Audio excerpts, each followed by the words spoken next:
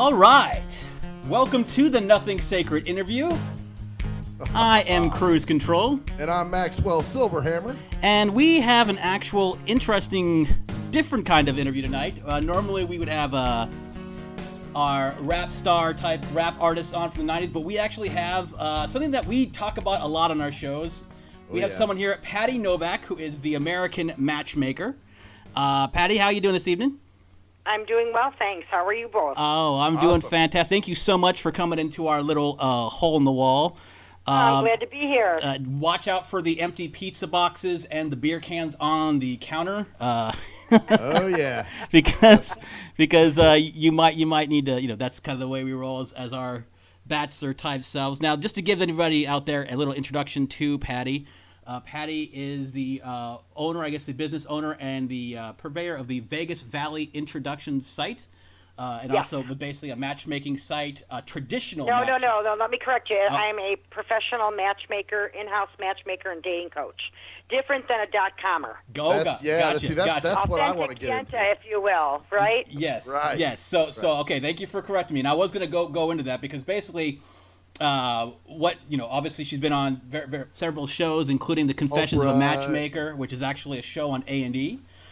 Which is very right. That was actually the very first matchmaking show brought to reality TV in 2007 on A&E called Confessions of a Matchmaker, which then led me to Oprah and all the other blessings that I get for helping the lovelorn. Yes. And you've also written a book, which I love the title of, called Get Over Yourself, How to Get Real, Get Serious, and Get Ready to Find True Love. So I love the first part of it, Get Over Yourself. It's kind of one of those play on words, because it's really about self-love, self-worth, and self-respect. All the selves we need to find what we're looking for. If we don't have it, we're not going to find it. And that's kind of been, well, actually, my first big question for you, obviously, is, like you said, it's an in-house dating. In the time and age where dating sites seem to be the be-all to end-all, every eHarmony and Match are always advertised, what makes you stand out above all those guys? Oh, gosh. Well, I mean, first of all, my 20 years behind me, doing it on the East Coast, now the West Coast for the last 4, I think the authentic, the integrity, authentic truth teller, how's that sound? Mm-hmm. Oprah called me America's toughest matchmaker and then America's matchmaker, and because I was referred to when they compared Patti Stanger and myself, they said she was Hollywood and I was the salt of the earth, So I think because I help people, generally help them in the interviews and have the reputation over the years because of the print and the radio and TV and all the blessings I've had of media, I've been able to give people, at least where I am located, which is right now in Vegas, and this is my completion state, if you will. And I think that I've been able to maintain an option other than the internet or a chance meeting or the club scene or the chance meetings nearly never happen. And if you find them at the bar or her at the bar, you probably ought to leave them there. And then you have your internet sites, and I would probably say 70% of the people that call me have actually been on the internet, and it hasn't worked for them. Mm-hmm. And then there's that 30% of the folks that don't want to show their picture on the internet. They have high-profile jobs, whether it's in education or medical or in the world of law. They can't put their picture on the internet. And of course, from what I understand, not that I've ever been on it, but I understand that on those .comers, that without a picture, that you're really not going to have any success. Oh yeah. So I think that matchmaking, if you have a good, authentic matchmaker, I think we're here to stay. Actually, and I'm branding my daughter now. She's in her late 20s. She's been with me since late teens, working with me, and finally this year, through the grace of God, she has decided to walk in my steps, and I'm going to start to brand her. I'm doing that Oprah show, Where Are They Now? On November 26th on the OWN network. Oh, nice. Where I'm interviewed, and I have the opportunity and the pleasure to introduce my daughter also as a professional matchmaker. Yeah, wonderful. Wow. So it's been something that you've been doing for a long time. I noticed on the website also looking at some information. Since I was 10. Yes, the Ann Landers of the 8th grade, from what I can. You were hooking people up back then, huh? So like you. Well, one of those things where I was just always, I don't know, it was. some people can play the piano, some people can sing, some people can matchmake. It's niche for sure. So like it was like something like you noticed like there was little Timmy playing on the or hanging out, well maybe not in 8th grade, but like hanging out near the locker, and you saw Beverly over there in the corner. You're like, hey, right? It was like then, that, and then more than it wasn't. And my brother, when we went to the freshman date dance, I had to beg him to take my girlfriend. He was actually dating somebody else, and I said, "Come on, Jimmy, just take Jeannie. She needs a date. Angela doesn't need to know." I mean, the kid's 14, and he's married to her 34 years. Well, wow. Wow. So you were that person who I always got annoyed at that would try to like, oh, come on, meet my friend, meet this girl. I think she'd be good. And you're going, fuck, really? No, you know what? It wasn't as constant as that kind of I know the person you're talking about. Because when I got the gut, I really thought, especially as I got older into my 20s. And I didn't start matchmaking until my 30s. So, but in my 20s, I would say, to my cousin, I think you and Tony would really be cute together. By that time, they trusted me, Mm-hmm. I think the advice piece that I often give, whether I'm asked or not, is the part that might occasionally get on somebody's nerves. I've been called a truth teller, and that isn't. I try to give people the love before the tough. But I do think people need to hear what they need to hear. Well, see, that's good. I didn't notice that. I on I looked at the media stuff information. It says all this stuff is talking about tough love. So explain, is that just basically like you saying, hey, listen, you need to stop doing this and you need to do this? Or is it more like, how does that work in terms of relationships? Well, I bring them in for an interview, which is pretty comfortable and it's no obligation. And they come in and we sit and have a 90-minute, 2-hour meeting. And it is back and forth, but the whole idea is that I can get to the bottom of things pretty quickly, and what the book also helps people do by themselves if they're not in my area, Mm-hmm. And I think that, I lost my train of thought, guys. This can be edited, right? Well. No, we don't. It's Do okay. you want us to restart it? No, that's okay. It's 8 o'clock. Anybody listening, it's 8 o'clock, and so let's keep going. Ask me the question again. You're fine. It was about just about tough love and about how that relates to how you matchmake. I see, right. So I think that the tough love comes from the truthfulness. When someone walks in the door, and we could take what we saw on my Facebook about the pickle jar. So if a woman walks in and she's successful and she's independent and she's got everything going on that she needs in life except for someone to love, and she's become so independent and that she has that masculine energy, that's a hard thing to tell a lady. You have everything you need except for the person to love. So if you're single and you don't want to be, and you're looking for love, and you want the masculine, then you have to maintain the feminine. Well, so I try to give people tools, or if it is, a lot of people come to me because they're poor pickers. So we dig deep into why they're such poor pickers. And often it's a pretty intense 90 minutes for people. Most people leave feeling much better than they did when they walked in the door. And I think the tough is the honesty, is where the media created tough love. I actually think that's the name they wanted for the show originally, and it was taken. Mm-hmm. And so I think that's where it comes from, is that I'm honest, and I bring people to that place, take them back to help them understand where they've been, to understand why they're in my office currently, in the hopes to take them to the future in love.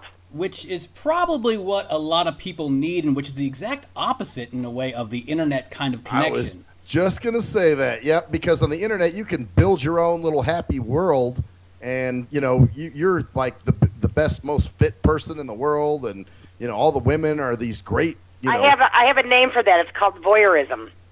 Yeah. And that's a problem, actually. People waste their Friday, Saturday nights talking to somebody 3,000 miles away with no light at the end of the tunnel because they have this kind of false chemistry.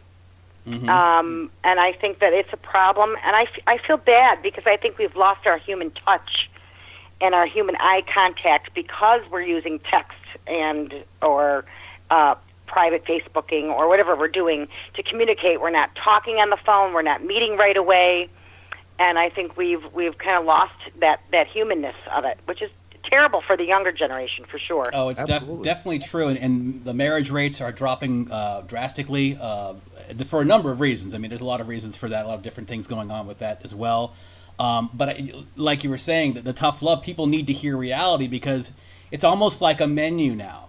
You go into McDonald's, you get whatever you want on your burger. So people assume that you can do the same thing in relationships and have answer some simple questions online, get the computer to play a little around with it when it's not that simple. But it is. It's actually more simple than that. But it is.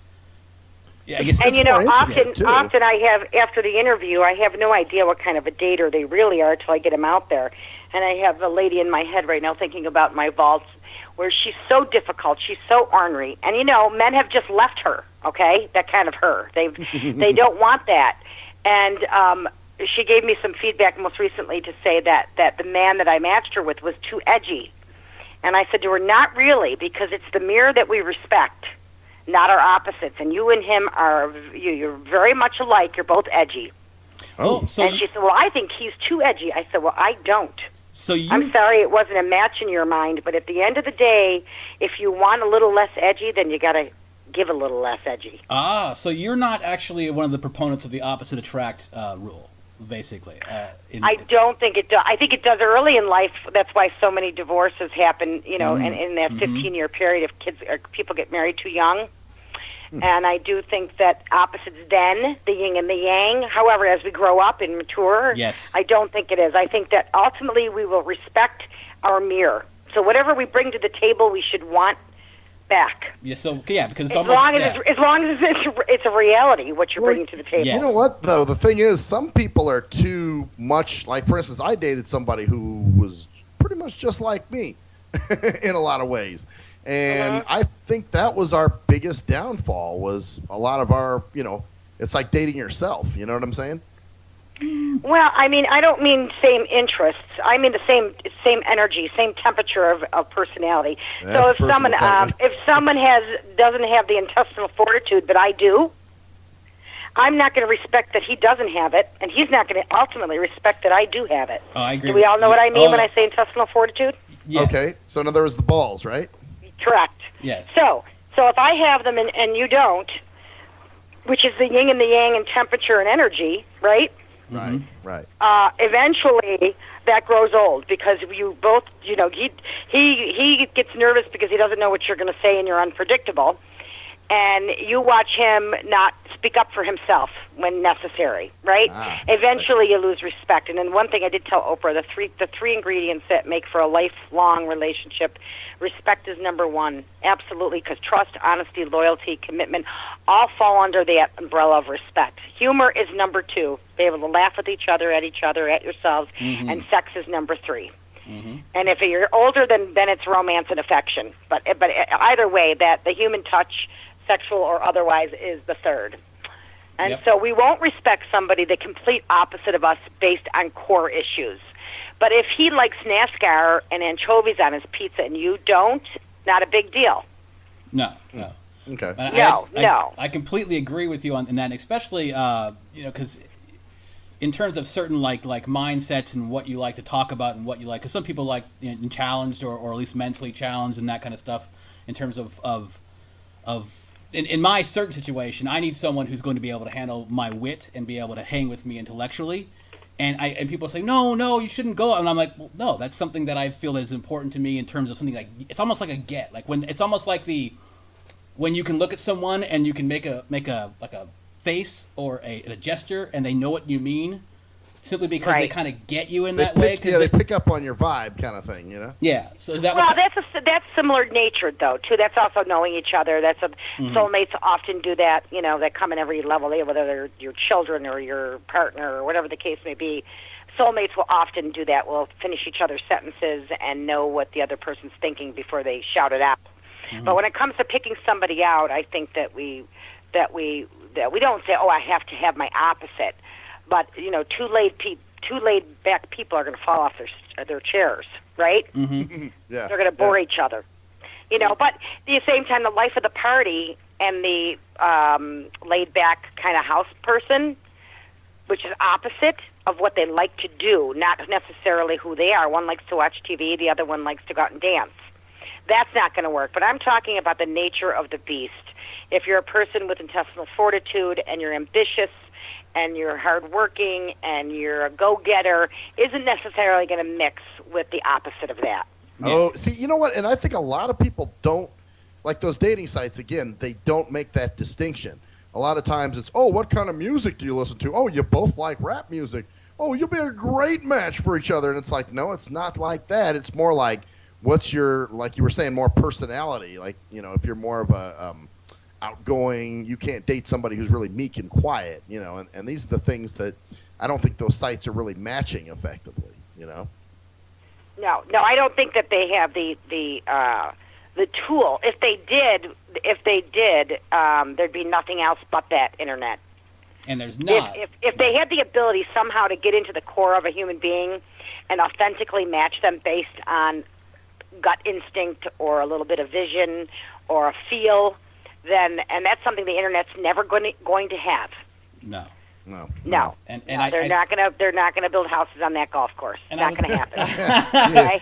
I was thinking about this the other day when we were talking about it, and I was looking at your information. It was like, it does make perfect sense that it doesn't make any sense for someone to want some kind of warm, strong, caring relationship, yet go about finding that relationship in the most sterile, non-interactive, self-knowing or self-aware way. In other words, it's like well, you know what I think it has a lot to do with is ego. So if you're voyeuristically on the internet and you're talking to somebody 3,000 miles away, you don't have to tell anybody, okay? Mm-hmm. You keep it between you, yourself, and I, the three of you, and they never have to share it with their peers in social or in work or otherwise, right? Right. Yeah. So, oh God, I met this guy on the internet. You can talk. The person can say what they want to say to make themselves feel better. If they're rejected on the internet, same goes true. There's no middle person to deal with the rejection or to understand why they were rejected. So many people say, I liked him, but I don't know what happened. He just never called me back or answered my text.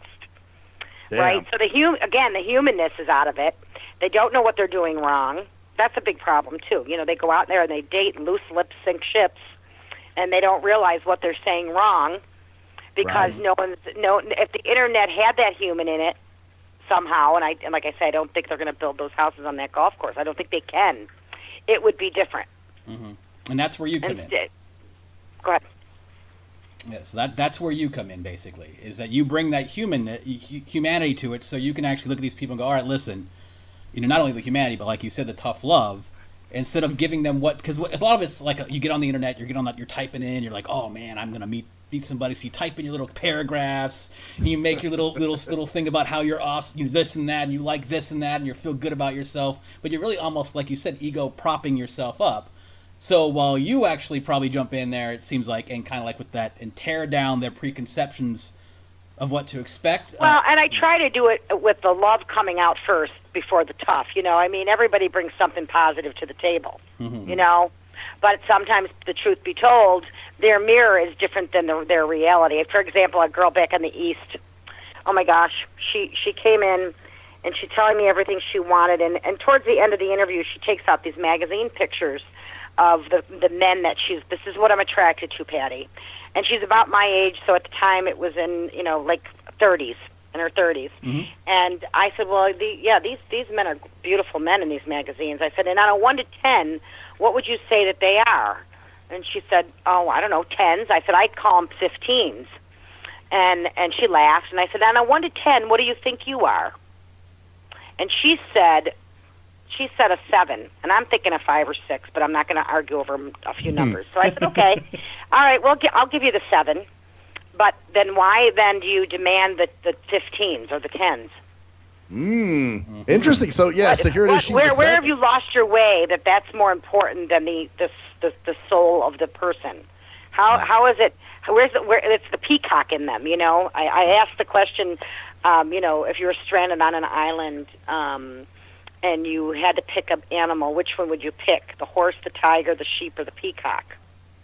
And without explaining all of them, the peacock is sometimes narcissistic and often always visual. And it's not always men, by the way. It's women.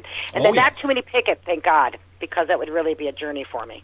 Oh yeah. Oh yeah. I mean, I mean, that's one of those misconceptions that I always talk about is that you hear a lot of times that women, one of the first things that women look at is a man's shoes. This is what I've been, read a lot, and at least in some ways, this is what people have been, you read a bunch of stuff and look at stuff like, well, if you're looking at men's shoes or judging them by them, how can you complain about that the other way around? So I can definitely see that being something on both sides, which is actually an interesting question, Patti. In terms of dealing with both men and women, I know we jump all over the place, but it's really there's so many there's so many things you can go with this. But in terms of men and women, how do you feel interacting with both? Do you feel it's harder or easier to interact with men or women, or is it just different challenges between those dealing with both? It's interesting.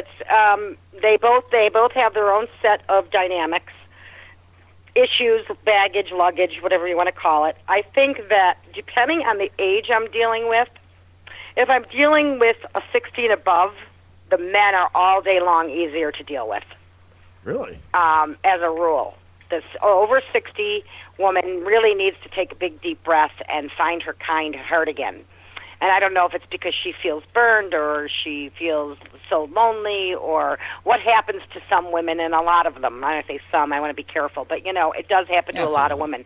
Now, in the younger crew, from the 27, they start calling me around 27, as they should, the women in particular. If they want a family and they want to do it right, they should start looking at 27 and, and maybe find them, take a couple years to find them, and then be on their way and have their babies in their middle 30s, right? Yeah, that's ideal. That's the ideal. And so the 27 to 40 are easy to work with, fun to work with, busy, successful, educated. Those X generation and the higher up millennials, they really have it going on. They really do. And so they're not treating my matchmaking service as a social tool. I'm here to find them love. I'm not their social director. So I tell them, don't say no to parties. So don't say no to, because often they come in, they sign up, and I've helped them so much in that 90 minutes that they've passed their thing. All right, Patti's got my love life under control. Their energy changes, and they call me a week later and they say, oh my gosh, I can't believe this. I met somebody. That's because they changed in that 90 minutes, not because the people out at the party changed. Right. That's true. Well, can you walk us through your process of how it exactly works when they're going through Vegas, or Vegas Valley introductions? I keep wanting to say connections. My bad.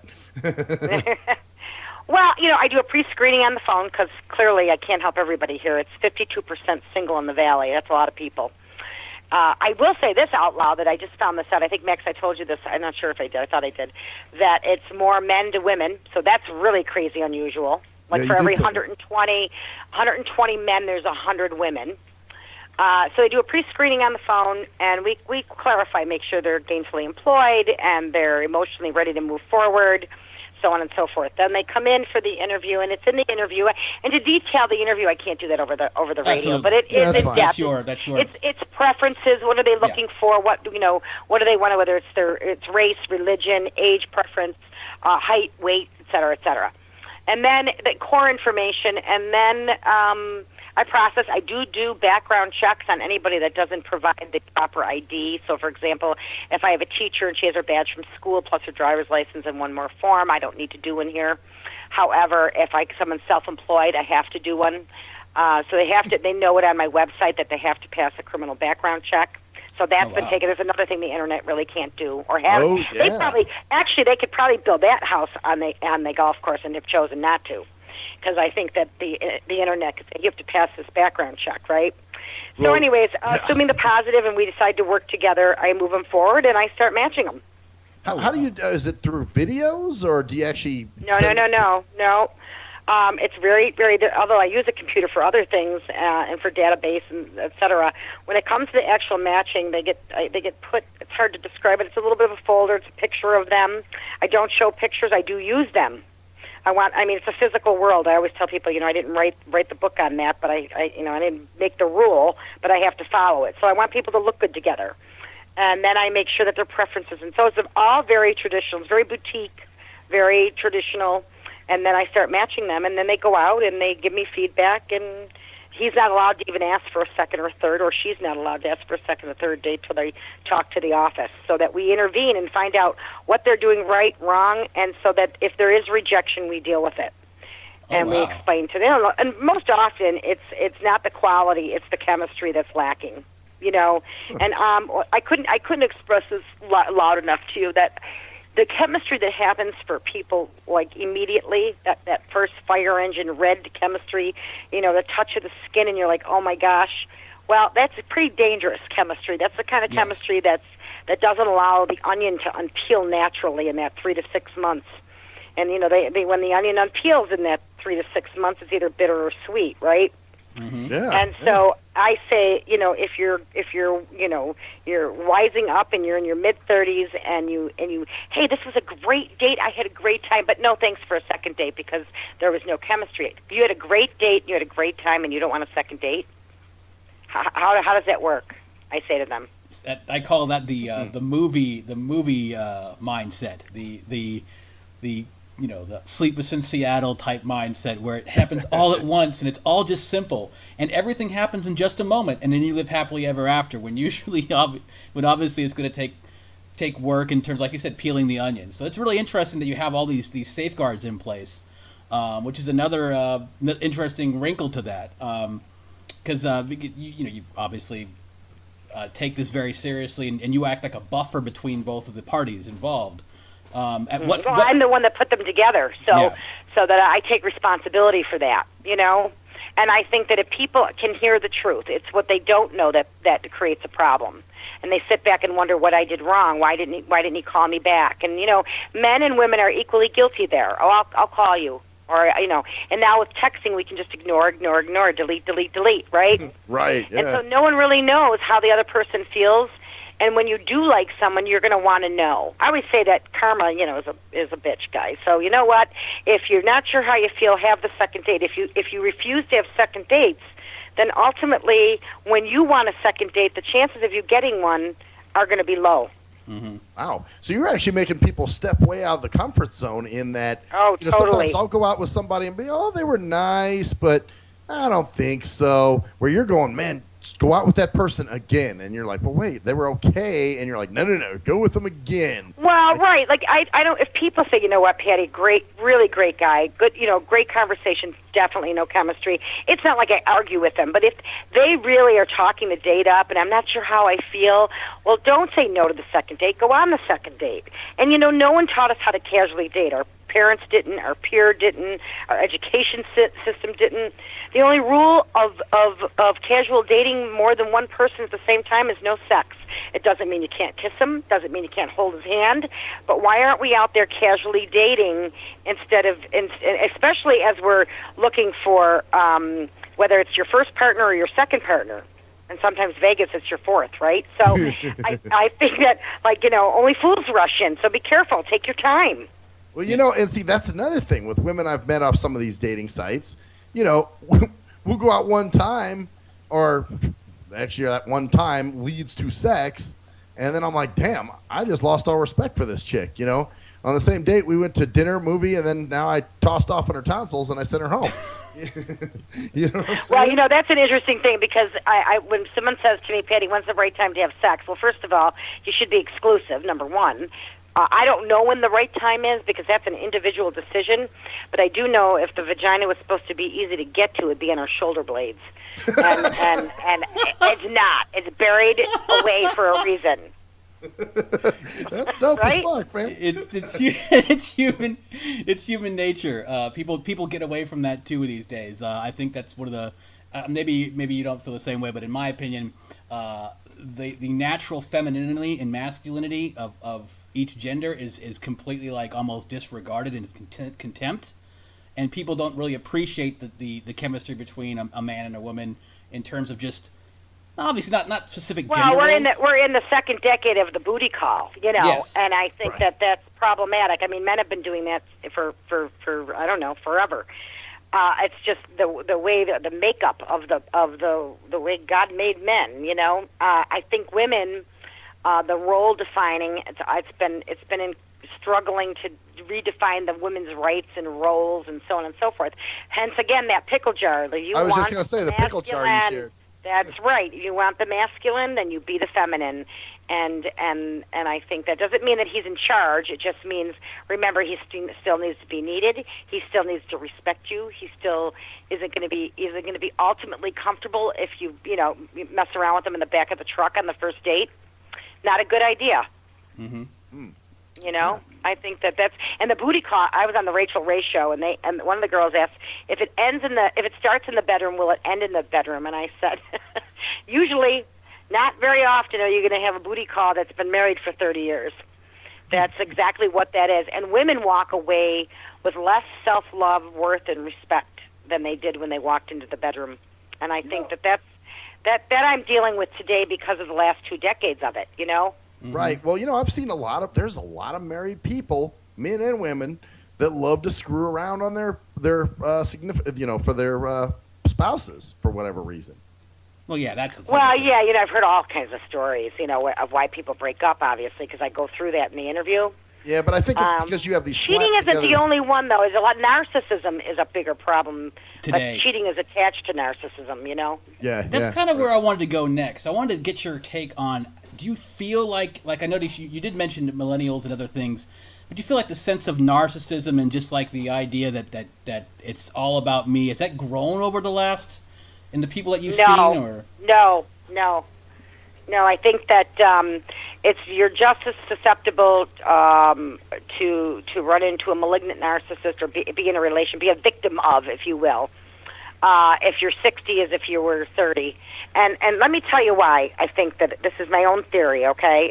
And for anybody who's really interested in learning more about it, if you go out and Google 21 signs of the malignant narcissist, mm-hmm. and you can really read and do your own homework. Am I dating a narcissist? There's all kinds of written information out there for you, yes. But I do think that at the end of the day, that when you grow up in chaos, and we grew up. Let's face it. I mean, I'm in my mid-50s, and I was raised by a one silent generation and one great generation. Men were the boss. They were the king of their castles, head of their tables, the breadwinners, et cetera, et cetera. Okay, and I think that if there was any chaos or narcissism, it was usually originally attached to the dad. Not the case today, but back in the men that were 90-year-olds, now, mm-hmm. and they were raised children that are in their 70s now. That's why it's always been a problem. Just wasn't recognizable. But I do think that they feel that when you're raised in chaos with some narcissism, the daughter, the sister, if you will pick out the narcissist. And the man, the masculine, the brother, will be the narcissist. So I have 1 out of 2 women, East Coast, West Coast, doesn't matter, it's just unbelievable, that have fallen victim to narcissism. And it's about 1 out of 10 men. So, and I think I don't even have the explanation other than that little theory I gave you, and also that we're just gender different. Not every man will be the narcissist; he might escape it. But women, as a rule, we carry the babies. We're the nurturers. We're the enablers. Mm-hmm. So more women fall victim to it in my experience in the 20 years as a matchmaker than men. That's a problem, though, and I did a Fox special with a therapist who wanted to take it out of the mental health journals, and I said, you can't do that. It's such a problem right now. There's no cure. There's no treatments. That's the unfortunate part about it. It is what their hearts are never full and their beds are never empty. But they're charming and they're good looking and they're fun and they adore you early. Hence the onion we talked about a few minutes ago. Yes, and they know how to get that early hook in, which is, and then they get tired of you, but you obviously don't get tired of them. And it right. So it's just a vicious. They call it, when you're trying to come off a narcissist, they call it a no contact rule. Delete, delete, delete. And so yes, so I was in New York and now in Vegas, and I thought maybe I'd see a difference, but I haven't. It's East Coast. It's human beings. I think it's more when I say generational, not necessarily age generational, but time generational. You know what I'm saying? So in this day and age, you're going to see more men and women narcissists. You know what I mean? Where, like you said back, in the day, selfies, It's more Well, men. you know where it comes from, guys. This you can look up. It comes from a lack of bond between one or both parents between the ages of 0 and 8. Okay? And that is when we acquire empathy as a human being. Mm-hmm. And without empathy, there is no intimacy. And I don't mean sex. I'm talking about the raw nakedness of intimacy. Yes. The narcissist is incapable of that. So they do know. So you could see where the growing, and it doesn't mean divorce or death. It just because two divorced people can really do a good job and raise their kids, right? Oh yes. Yeah, absolutely. And then the kid who loses a parent doesn't mean that they've lost their way if the other parent's a good parent, right? You know, and that's a big stereotype a lot of times that, you come from a broken home, you must not have you don't know the family unit and things like that. I've been told that's not true. No. No. I think you can you can make a good home for a child. It's not the ideal. I mean, obviously the ideal is that two people stay together and manage and co-parent, et cetera, but we don't live in this perfect world, that's for sure, right? Right. No, absolutely not. I'm actually curious, getting back to like you said, narcissism. Do you have people who pass all the stuff, who get through all the the criminal screening and the initial point, and then when they get to you and you talk to them, you just say, "I'm sorry, you're just not. This just isn't what we can do. We can't do anything for you." I mean, does it? Well, happen? What happens there is that by their history, more than like a passing of a test. It's their history that will, and a 52-year-old guy, when I first came to Vegas and opened up the office, he was commuting between Arizona and Vegas. And, oh my gosh, I knew within the first half an hour, not on the phone, and sometimes I can smell the rat on the phone through the screening, but this case I didn't. And he came into the office, and a narcissist will often date, and he was very handsome, and he dated all 64-year-old women while he was 50, 52. And he had never been married, and his relationships were always on and off again, and never more than a couple years.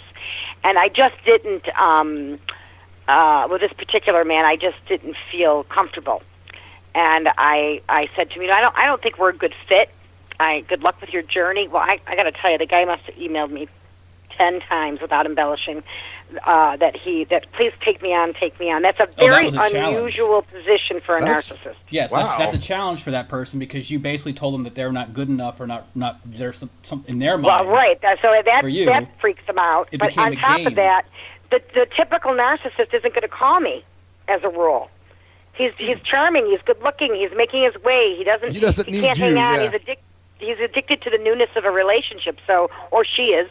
So they're not looking at a matchmaker, because the people who are calling me are saying, you know what, and this is something I screen for on the phone. If you're looking for a golf partner, then go to the golf club. I'm not the right girl. Mm-hmm. If you're looking for a serious, exclusive, committed relationship, then I am the right girl, perhaps, mm-hmm. And so I think that I try to do that kind of screening on the phone to save everybody the time, myself, them. But no, I don't get too many narcissists. I have over the years, a few for sure. But do I 1 out of 2 women that walk in that's fallen victim to them? You bet. That's a lot. That's a big number, guys.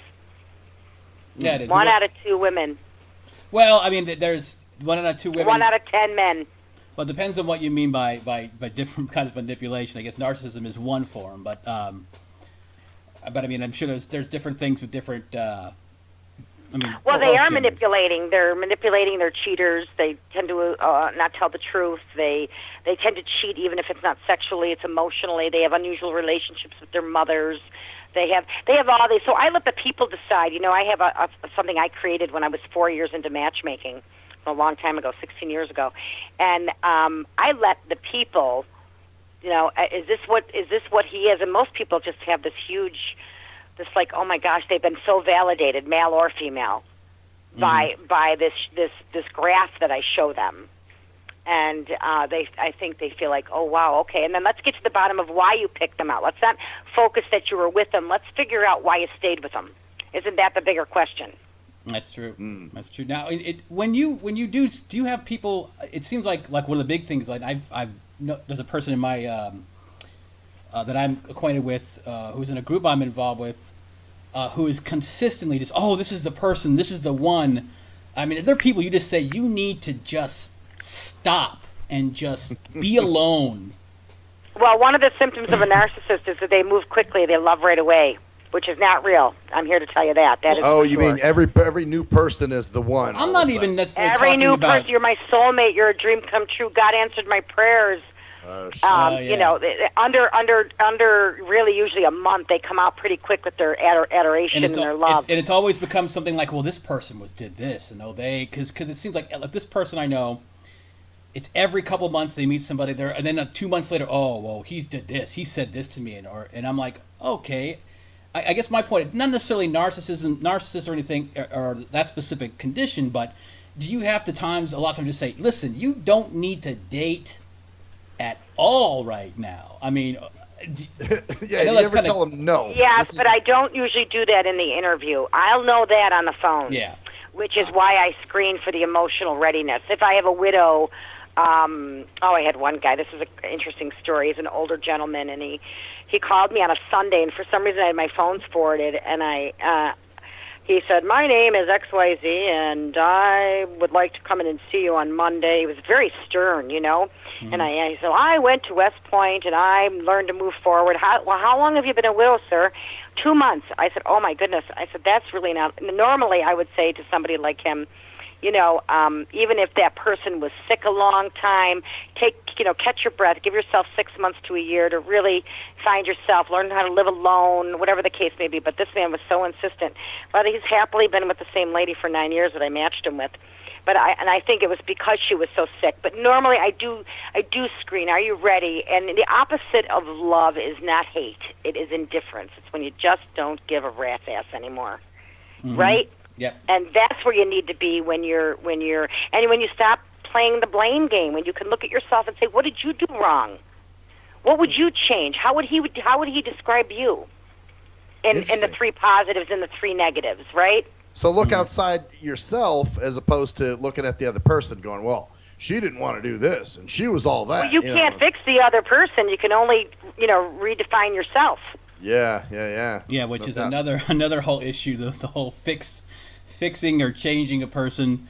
That the whole get over yourself or I guess the idea that you need to change somebody else, like that's some kind of conquest or some kind of like goal is to, I found this person and this person is not what I want, but if make him what I want.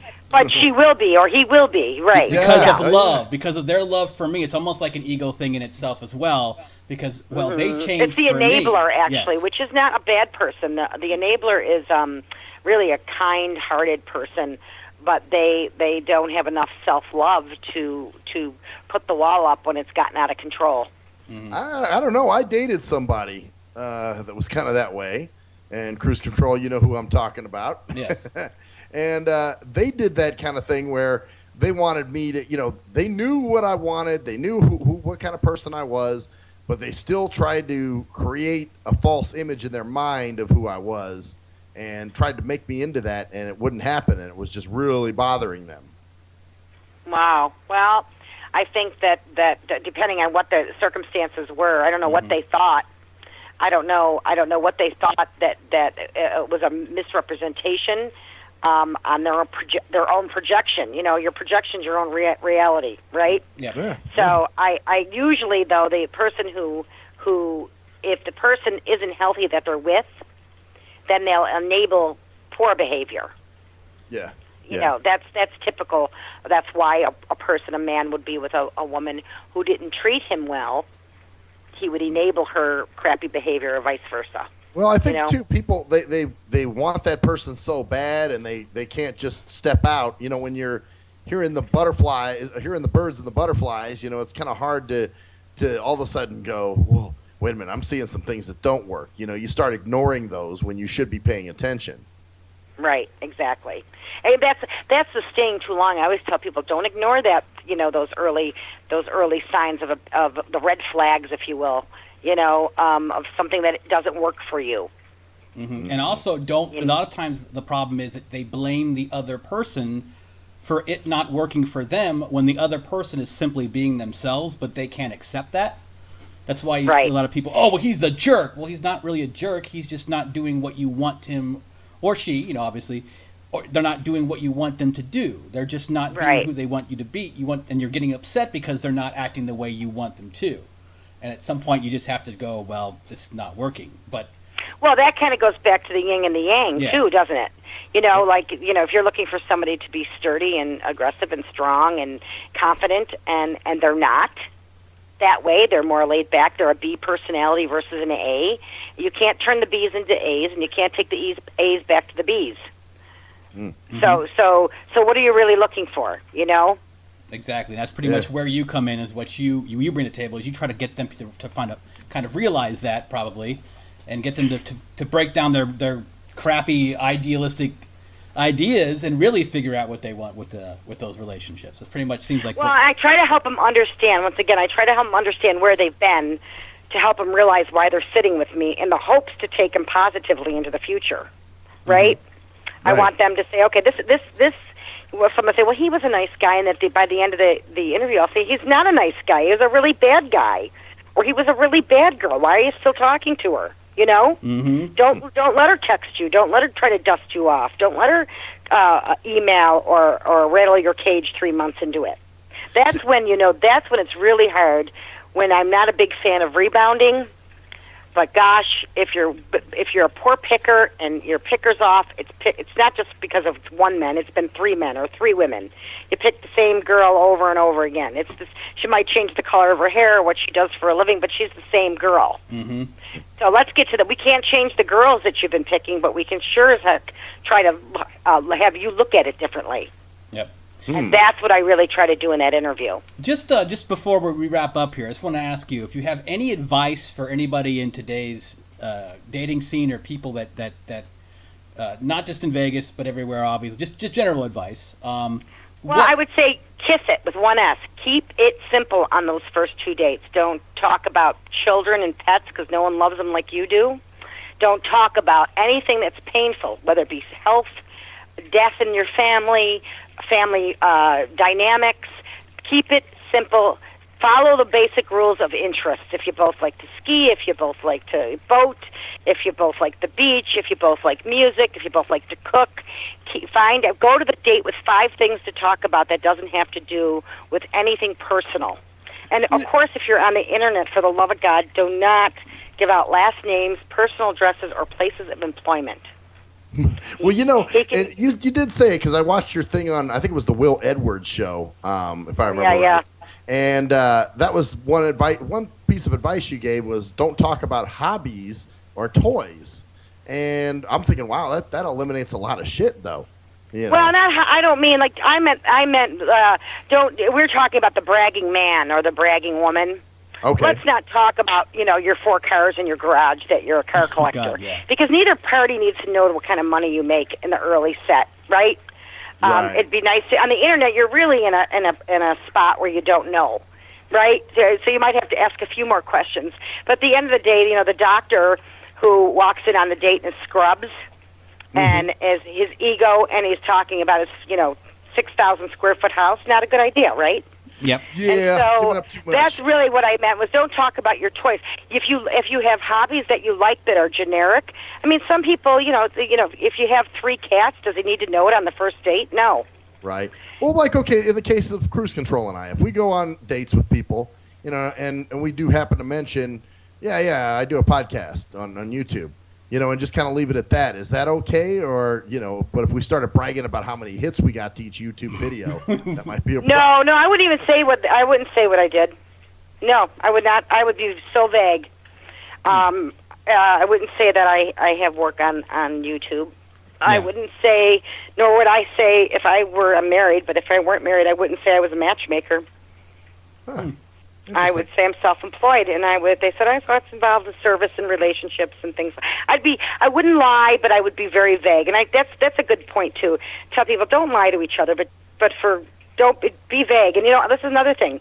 Men are indecisive. They really struggle with making decisions. It's just to what level they have it. All men have it, and women are probers. They just ask. I always say to women, don't ask him something you don't want to answer. He's going to turn around naturally and say, what about you? Now you're off in this conversation that doesn't belong. And by the way, the first date, first phone call, 5 minutes.